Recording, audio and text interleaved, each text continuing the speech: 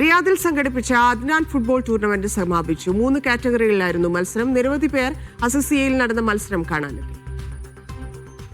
തലശ്ശേരി മണ്ഡലം welfare association റിയാദിൽ സംഘടിപ്പിച്ച അദ്നാൻ ഫുട്ബോൾ ടൂർണമെന്റിന്റെ 8ാം എഡിഷനായിരുന്നു ഇത്.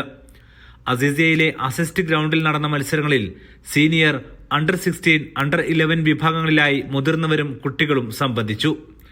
സീനിയർ വിഭാഗത്തിൽ 1-3 ഗോളിന് അത്ലറ്റിക്കോ ഡി ജേതാക്കളായി. നാരങ്ങാപ്പുറം FCയെയാണ് തോൽപ്പിച്ചത്. അണ്ടർ 16 വിഭാഗത്തിൽ വൈറ്റ് ടൈഗേഴ്സ് ടീമാണ് ജേതാക്കളായത്.